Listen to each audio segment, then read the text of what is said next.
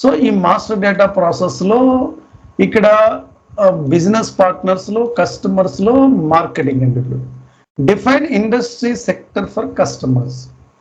Industry sector for customers. What is the industry? ఒక code ఇచ్చుకోండి. అందుకే నేను బ్లూ ప్రింట్ ఓపెన్ చేస్తున్నానండి. ఇక్కడ industry sector for customers. Scroll down చేస్తున్నాను. మీకు డిజిట్స్ నార్మల్గా 4 డిజిట్స్ తీసుకోవచ్చు, 3 డిజిట్స్ తీసుకోవచ్చు, whatever. Customer industry sector code వచ్చి బి తీసుకున్నాను. ఇక్కడ వాట్ ఎవర్ B001 కూడా ఇచ్చుకోవచ్చు, వాట్ ఎవర్.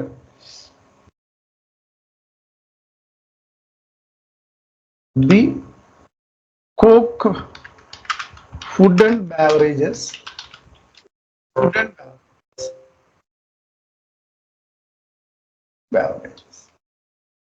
సేవ్ చేస్తున్నాను. Define industry sector for customers. Requirement gathering blueprint mention చేస్తే కన్ఫిగరేషన్ చాలా ఈజీగా చేస్తారు. అందుకే 3 months కన్ఫిగరేషన్ టైం ఇంప్లిమెంటేషన్లో మీకు రియల్గా నాలెడ్జ్ పర్ఫెక్ట్ అయితే కనుక 4.5 months ఎక్కువ కన్ఫిగరేషన్కి. ఈ 1.5 months ఎక్కడన్నా బ్లూ ప్రింట్లో 15 days లేట్ అయినా, టెస్టింగ్ దగ్గర లేట్ అయినా మీకు క్యారీ ఫార్వర్డ్ అవుతుంది టైం అండి. కన్ఫిగరేషన్ దగ్గర టైం సేవ్ అవుతుంది, మీకు ఎక్కడ కూడా టైం సేవ్ అవుతుంది. టైం మేనేజ్మెంట్ చేసుకోవాలి మిగతా అన్ని స్టేజెస్లో. ఒక్క కన్ఫిగరేషన్ దగ్గరే మీకు 3 months టైం కానీ, 10 months అయితే 2.5 months టైం కానీ కరెక్ట్ కూర్చుంటే 1 monthలో కూడా చేయొచ్చండి. అది నేను చెప్పకూడదు. ఇప్పుడు మీరు 3 సార్లు ప్రాక్టీస్ చేసాక మీకే ఐడియా వస్తుందండి.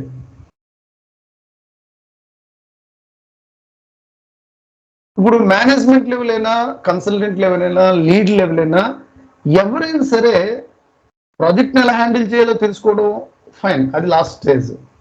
First of all business process first SD sales ఆర్గనైజేషన్కి ఎండ్ వరకు ఏ పాయింట్స్ ఉన్నాయి, ఎలా చేయాలి కన్ఫిగరేషన్, అదర్ మాడ్యూల్స్కి ఎక్కడెక్కడ లింక్ ఉంటుందో ప్రతి మేనేజర్ అయినా తెలుసుకోవాల్సిందే. ఎందుకంటే ఒక ప్రాజెక్ట్ ఎగ్జిక్యూషన్ చేసే లెవెల్కి మీరు ఒక స్టేజ్కి వెళ్ళినప్పుడు definitely you know each and every point. Project manager ఆరెంజ్కి వెళ్ళిన వాళ్ళు పర్ఫెక్ట్ టైం షెడ్యూల్తో ఎగ్జిక్యూట్ చేయగల ప్రాజెక్ట్ని. అలా చేయక ఇనీషియల్గా నాకు తెలిసి చాలా ప్రాజెక్టులు ఫెయిల్యూర్ అయినాయండి. 1 month ప్రాజెక్ట్, 1 year ప్రాజెక్ట్ అని 1.5 years 2 years వెళ్ళిపోయిన రోజులు ఉన్నాయండి. 2004 to 2009 విప్రో, HP ప్రాజెక్ట్స్ చాలా ఫెయిల్యూర్ అయిందండి. మిడిల్ ఈస్ట్ కంట్రీస్లో అరామ్కో ప్రాజెక్ట్స్, చాలా ప్రాజెక్టులు. ఎందుకంటే 6 months డిలే, 1 year డిలే దొరికి ఏముందండి, వాళ్ళు కోట్ చేసిన 20 crores అనుకోండి, 30 crores అనుకోండి, ఇక్కడ 50 crores కాస్ట్ అయింది అనుకోండి, కంపెనీ లాస్లోకి వెళ్ళిపోయింది కదండి. చాలా ప్రాజెక్టులు దెబ్బతిన్నారు. అందుకే 2012 తర్వాత వెరీ స్ట్రిక్ట్ ఇన్స్ట్రక్షన్స్ అండి SAPలో ప్రాజెక్ట్ మేనేజర్కి. 1 year ఎగ్జిక్యూట్ చేయాలంతే, డే అండ్ నైట్లు వర్క్ చేస్తారు, మనకు సంబంధం లేదు. క్లయింట్ 1 year బిల్లింగ్ పే చేస్తాడు రియల్ టైంలో, సింగిల్ డే కూడా బిల్లింగ్ ఎక్స్ట్రా పే చేయడు. మేనేజ్మెంట్ మీకు ఆర్డర్స్ ఇస్తుంది. అందుకే ప్రాజెక్ట్ మేనేజర్ కరెక్ట్గా 7th 6th month నుంచి ప్రెజర్ మొదలవుతుంది. ప్రెజర్ స్టార్ట్ చేస్తాడు, కంప్లీట్ చేయండి, త్వరగా కంప్లీట్ చేయండి, ఇష్యూస్ ఏమి లేకుండా అని చెప్తా ఉంటాడు. ప్రాజెక్ట్ మేనేజర్ చాలా ప్రెజర్ ఉంటుందండి. అంటే చాలా pressure in the sense knowledgeable లేని పర్సన్స్కే ఎగ్జిక్యూషన్ లెవెల్స్లో చాలా ఫెయిల్యూర్ అవుతూ ఉంటారు. అందుకే యాజ్ ఎ కన్సల్టెంట్గా ఫస్ట్ నుంచి లాస్ట్ వరకు చైన్ కంపల్సరీ నేర్చుకుని వెళ్ళాలి ఎవరైనా మేనేజ్మెంట్ సైడ్కి వెళ్ళినా కూడా ఫ్యూచర్లో.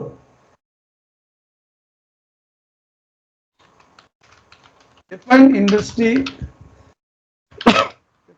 కస్టమర్. సేవ్ చేస్తున్నాను. సెకండ్ పాయింట్, ఇప్పుడు నేను మార్కెటింగ్ అని చేశానండి. ఇక్కడ క్రియేట్ ట్రాన్స్పోర్ట్ రిక్వెస్ట్ నెంబర్ అని ఇది ఇచ్చాను కదండి, ఇది ఇవ్వాల్సిన అవసరం లేదు. ప్రాసెస్ ఇలా ప్రతి పాయింట్కి ఒక ట్రాన్స్పోర్ట్ రిక్వెస్ట్ నెంబర్ చేస్తారు రియల్ టైంలో. లేకపోతే ఇప్పుడు నేను మార్కెటింగ్ అని డిస్క్రిప్షన్లో మార్కెటింగ్ సేవ్ చేసేస్తాను. దేనికి? దీనికి. తర్వాత మళ్ళీ కస్టమర్ క్లాసిఫికేషన్ మార్కెటింగ్లోనే సేవ్ చేసేస్తానండి. అదే ప్రాసెస్ అంతటికి ఒక ట్రాన్స్పోర్ట్ రిక్వెస్ట్ నెంబర్ అంటే. రియల్ టైంలో ప్రతి పాయింట్కి నేను చెప్పినట్టు చేయొచ్చు, ప్రాసెస్ అంతటికి ఒక ట్రాన్స్పోర్ట్ రిక్వెస్ట్ నెంబర్. అలా చేస్తే మీకు ఇంప్లిమెంటేషన్ కానీ రోల్అవుట్లో కానీ 30+ వస్తాయండి, అంతే 35. ఇప్పుడు ప్రతి పాయింట్కి ఒక ట్రాన్స్పోర్ట్ రిక్వెస్ట్ నెంబర్ చేస్తే 200+ పాయింట్స్ వస్తాయండి, 200+ ట్రాన్స్పోర్ట్ రిక్వెస్ట్ నెంబర్స్. కానీ రియల్ టైంలో 70% ప్రాజెక్ట్స్ అన్ని కూడా process wise transport request number చేస్తారు. అంటే మార్కెటింగ్ ఇక్కడ క్రియేట్ ట్రాన్స్పోర్ట్ రిక్వెస్ట్ నెంబర్ ఈ డిస్క్రిప్షన్ చేయగలదు, మార్కెటింగ్ అని చేస్తాం, సేవ్. తర్వాత సెకండ్ పాయింట్ కన్ఫిగరేషన్ చేస్తాం, మళ్ళీ క్రియేట్ న్యూ రిక్వెస్ట్ వెళ్ళమండి, ఈ మార్కెటింగ్లోనే సేవ్ చేసేస్తాం. అలా 4-5 పాయింట్ ఒక ట్రాన్స్పోర్ట్ రిక్వెస్ట్ నెంబర్ అనుకోండి, ఆల్మోస్ట్ 35+ 40, మ్యాక్స్ టు మ్యాక్స్ 40 వస్తాయండి అంతే. FI అయినా, MM అయినా, SD అయినా. సో వేరే ఎలా చేయాలి వేరంటే ఫస్ట్ అయితే మీరు అందరూ ఇలాగే చేసుకోండి.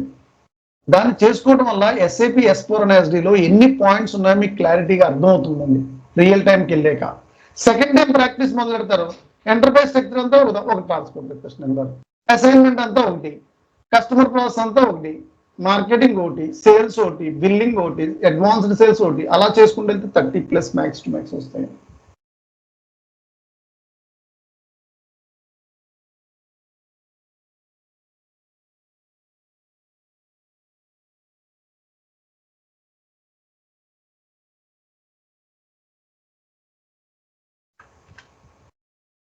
సో ఎంటర్ చేస్తున్నానండి.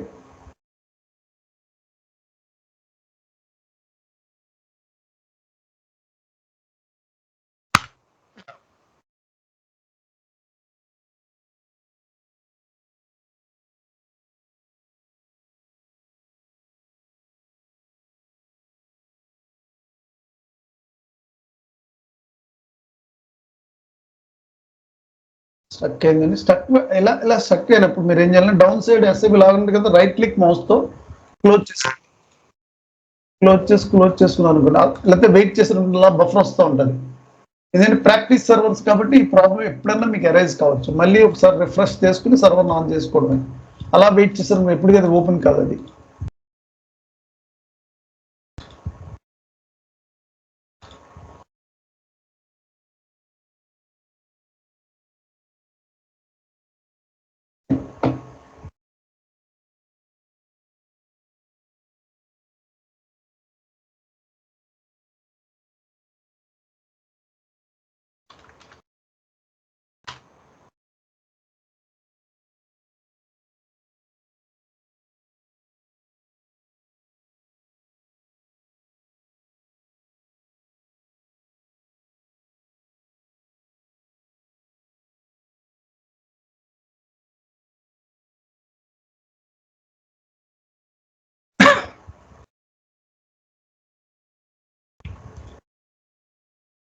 సేవ్ అవ్వలేదండి, అందుకే మళ్ళీ చేస్తున్నానండి.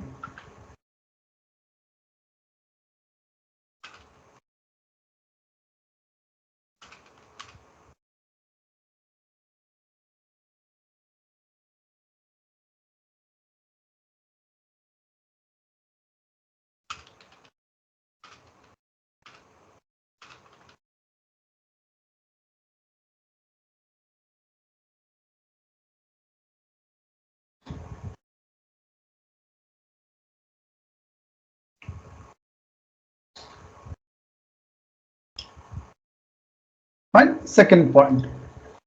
So go back. Transaction కూడా వచ్చి OVR2 టీ కోడ్ నేను మెయింటైన్ చేస్తున్నాను. మీరు నా షీట్ ఎలా ఉంచుకున్నా పర్వాలేదు. మీరు ఒక షీట్ ఉంటే సరిపోతుంది కదండి, లాంగ్ టర్మ్ ఉపయోగపడుతుంది. ఎప్పుడు కూడా SD కన్సల్టెంట్గా వర్క్ చేస్తున్నానని చెప్పి డెస్క్టాప్ మీద పెట్టేసుకుంటారు. ఈ పాయింట్స్ ట్రాన్స్పోర్ట్ రిక్వెస్ట్ నెంబర్ తీసేసి, ఇది కూడా తీసేసి, ఈ పాయింట్స్ టీ కోడే ఒక షీట్ తయారు చేసేసుకోండి. ఈ షీట్ ఇలాగే ఉంటుంది, బ్యాకప్ పెట్టేసుకుంటారు. దీంట్లో మీరు చేయవలసిన ఇది ఒక్కటే ఉంచుకోండి. ఇది BPML లిస్ట్ కింద ఒక ఫోల్డర్ ఒక నేమ్తో క్రియేట్ చేసుకోండి. ఫైన్. సెకండ్ వన్, ఇది ట్రాన్స్పోర్ట్ రిక్వెస్ట్ నెంబర్ తీసేసి, ఈ నో చేంజ్ ఇవన్నీ తీసేసి ఓన్లీ టీ కోడ్స్ అదొక షీట్ నేమ్. ఎందుకంటే రెఫరెన్స్ అండి. మీరు ప్రాజెక్ట్ చేసుకున్నప్పుడు ఏది గుర్తుంచుకోవాల్సిన అవసరం లేదు, ఏది మగప్ చేయవలసిన అవసరం లేదు. అన్ని డెస్క్టాప్ మీద పెట్టుకుంటారు. మీ దగ్గరికి వచ్చి ఎవరో ఏం చేస్తున్నారు, ఎవరో ఏం చూడండి. ఇంటర్వ్యూలో త్రూ కావడానికి important transaction codes, important tables max to max 5 to 6 ఉంటాయండి. 6 to 10 మించి ఉండవండి. అవసరం లేదు, గుర్తుంచుకోవాల్సిన అవసరం లేదు. సో ఇవన్నీ కూడా ఫ్యూచర్లో మీరు వెళ్ళాక ఎవరిని హెల్ప్ లేకుండా మీ అంతా మీరే జాబ్ చేసుకోవడానికి అన్ని కూడా రెఫరెన్స్ డాక్యుమెంట్స్, నేను ఇచ్చిన డాక్యుమెంట్స్ కాకుండా మీరు కూడా ఇలా మోడల్ తయారు చేసుకుంటే బ్లూ ప్రింట్స్ 3 ఒక దాంట్లో పెట్టుకోండి. బ్లూ ప్రింట్స్ ఏ ప్రాజెక్ట్కి వెళ్ళినా థియరిటికల్ పార్ట్ నేను ఇచ్చిన బ్లూ ప్రింట్స్లోనే కాకుండా ఇంకా మీకు థియరిటికల్ పార్ట్ కావాలి, పైకి వెళ్ళిపోండి. నేను ఇచ్చిన డాక్యుమెంట్ ఫోల్డర్లో పైన చూడండి, సర్టిఫికేషన్ మెటీరియల్ ఉంటుంది. 4 ఫోల్డర్స్ ఉంటాయి. ఆర్కోబైట్ రీడర్స్ 2000 pages ఉంటుంది. మొత్తం SD రిలేటెడ్ మీనింగ్ ఇన్ఫర్మేషన్ అంతా అక్కడ దొరుకుతుంది. అక్కడికి వెళ్ళి కాపీ చేసుకుని పేస్ట్ చేసుకోవచ్చు. అంటే ఎప్పుడైనా ఇన్ కేస్ ఫ్యూచర్లో మీరు డాక్యుమెంటేషన్ తయారు చేసుకోవాలన్నా అది ఉపయోగపడుతుందండి. ఏది కూడా మగప్ చేయొద్దు, చదవద్దండి. నేను ఇచ్చిన బ్లూ ప్రింట్ చదువుకుని ఈ రికార్డింగ్ ప్రాక్టీస్ చేసుకుంటే మీరు ఇంటర్వ్యూ 100% త్రూ అవుతారు. త్రూ అవ్వాలంటే థర్డ్ లెవెల్ వచ్చి ఇంటర్వ్యూ పెర్ఫార్మెన్స్ షీట్ తీసుకోవాలి. ఫైనల్ లెవెల్ వచ్చి ఫ్లో చార్ట్ కింద తయారు చేసుకోవాలి. SAP SD లో ఆ interview performance sheet in front of sheet system మీద ఉండాలి. స్కైప్ కాల్ కానీ టెలిఫోనిక్ కాల్ కానీ ఉంటుంది ఇంటర్వ్యూలో. మొత్తం హిస్టరీ అంతా ఇక్కడ కనపడుతుంది, ఒకే షీట్ లో ఉండాలి, మళ్ళీ కిందకి కూడా వెళ్ళిపోకూడదు. ఇలా ఫాలో అయ్యి 90% పీపుల్ మన స్టూడెంట్స్ సక్సెస్ అయ్యారండి. ప్రాక్సీకి వెళ్ళకుండా, అంటే 2 లక్షలు ఛార్జ్ చేస్తున్నారు బయట ఇంటర్వ్యూ, మీది వేరే వాళ్ళు చేస్తారు 2 లక్షలు అండి. ఆ 2 లక్షలు ఎవరికి ఇన్వెస్ట్ చేయలేకుండా this is the technique, simple technique అంతే. దీనివల్ల ఎన్ని అడ్వాంటేజ్ ఉంటాయంటే పర్ఫెక్ట్ గా సబ్మిట్ ప్రిపేర్ అవుతారు, కాన్ఫిడెన్స్ గా బిజినెస్ ప్రాసెస్ నాలెడ్జ్ డెవలప్ చేసుకుంటారు. ఎప్పుడైతే ప్రాక్సీకి వెళ్ళాలనుకుంటారో ఏమీ చేయరండి, కానీ లోపలికి వెళ్ళాక ఇలా చేసుకున్న వాళ్ళు 100% సక్సెస్ అవుతున్నారు. ప్రాజెక్ట్లోకి వెళ్ళాక మిగతా వాళ్ళంతా ఫెయిల్యూర్ అవుతున్నారండి. ఇప్పుడు చాలా మంది SAP నేర్చుకుంటున్నారండి, 100 మంది నేర్చుకుంటున్నారు. రియల్ గా స్టాండ్ బై వాళ్ళు మేబీ నెక్స్ట్ 100 మందిలో స్టాండ్ బై వాళ్ళు 20 మందే ఉంటారండి, మిగతా 80 మంది out.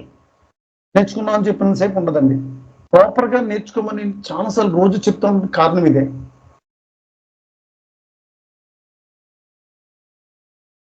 So define customer classification. మనకి ఎన్ని కస్టమర్ క్లాసిఫికేషన్స్ ఉన్నాయి?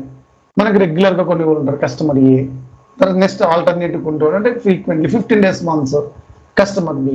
How many customer classifications we have 2 customer classification, customer A, customer B. ఇప్పుడు నేను కావాల్సి ఉంటే ఇక్కడ బ్లూ ప్రింట్ ఓపెన్ చేస్తున్నాను, బ్లూ ప్రింట్ లో ఏం మెన్షన్ చేసామో చూసుకోండి. A B customer A, customer B. So నేను ఇక్కడ నేమ్ ఏం తీసుకున్నానంటే ఓపెన్ చేద్దాం, A1 A2 coke customer A, coke customer A, coke customer B, coke customer B. Save చేస్తున్నానండి. So an entry already exists with the same key అని చెప్తుందండి, అంటే already ఉంది అక్కడ. నేను ఏం చేస్తానంటే C1 తీసుకుంటానండి, ఫైన్. C1 C2 తీసుకుంటాను, కోక్ కాబట్టి సూటబుల్ అవుతుంది, ఎంటర్ చేస్తున్నాను, ఫైన్. ప్రయారిటీ ఫస్ట్ ఏ, తర్వాత బి. సో డిఫైన్ కస్టమర్ అంటే ఆల్రెడీ సిస్టంలో యూజ్ చేసి ఉంటే నేమ్స్ తీసుకోకపోవచ్చు, అందుకు వేరే నేమ్ తీసుకున్నాం. కానీ రియల్ టైంలో ఈ ప్రాబ్లం మీకు రాదు, ఎవరో ప్రాక్టీస్ చేయరు కాబట్టి ఈ సర్వర్లో మీరే, కాబట్టి మీకు ఇలాంటి ప్రాబ్లమ్స్ ఫేస్ చేయాలండి. మీరు వాళ్ళు ప్రయారిటీ ఇస్తారు డెఫినెట్లీ. మీరు ఒక పరిచయం అయ్యారు, ఒక షాప్కి వెళ్తారు, రెగ్యులర్గా కొంటూ ఉంటారు, మీకు ప్రయారిటీ ఇస్తారు కదా డెఫినెట్లీ. స్టాక్ ఉన్న ఒక 4 వచ్చారు, అక్కడ స్టాక్ తక్కువ ఉంది, ఫస్ట్ ప్రయారిటీ మీకే ఇస్తారు, అదే కస్టమర్ ఏ. తర్వాత సెకండ్ ప్రయారిటీ ఫ్రీ అప్పుడప్పుడు కొంటున్న వాళ్ళకి ఇస్తారు. That is the common business, మీరు ఐడియా ఉండి ఉంటుంది నేను చెప్పిన scenario. So OVS6 transaction code ఇవన్నీ మెయింటైన్ చేయాలంటే డెఫినెట్లీ మీకు సపోర్ట్కి వెళ్ళిపోయాక పాత్కి వెళ్ళాల్సిన అవసరం లేదు, చాలా ఈజీ అయిపోతుందండి ట్రాన్సాక్షన్ కోడ్స్. అన్ని ట్రాన్సాక్షన్ కోడ్స్ గుర్తుంచుకోవాల్సిన అవసరం కూడా లేదు.